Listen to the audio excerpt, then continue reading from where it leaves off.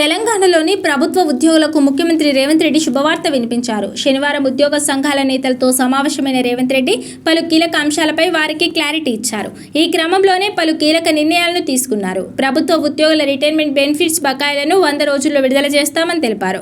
ఇందుకోసం 6,000 కోట్లు చెల్లిస్తామని ఉద్యోగ సంఘాల నేతలకు హామీ ఇచ్చారు. ఈ నిధుల ఖర్చు ప్రాధాన్యాలను ఉద్యోగులే నిర్ణయిస్తారని వెల్లడించారు.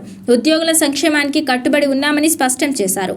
మరోవైపు ఉద్యోగుల పీఆర్సీ విషయంలోనూ సీఎం రేవంత్ రెడ్డి ఉద్యోగ సంఘాల నేతలకు క్లారిటీ ఇచ్చారు. పీఆర్సీకి సంబంధించిన నివేదికను వెంటనే సమర్పించాలని అధికారుల కమిటీని ఆదేశించామన్న రేవంత్ రెడ్డి, నివేదిక రాగానే పీఆర్సీపై నిర్ణయం తీసుకుంటామని హామీ ఇచ్చారు. జూన్ 1వ తేదీలోగా ఆరోగ్య భద్రతా కార్డులను ఉద్యోగులకు ఇస్తామని రేవంత్ రెడ్డి హామీ ఇచ్చారు. ఉద్యోగుల సమస్యల గురించి 2 నెలలకు ఓసారి ఉద్యోగ సంఘాలు సమావేశమై ప్రభుత్వానికి నివేదిక సమర్పించాలని రేవంత్ రెడ్డి సూచించారు.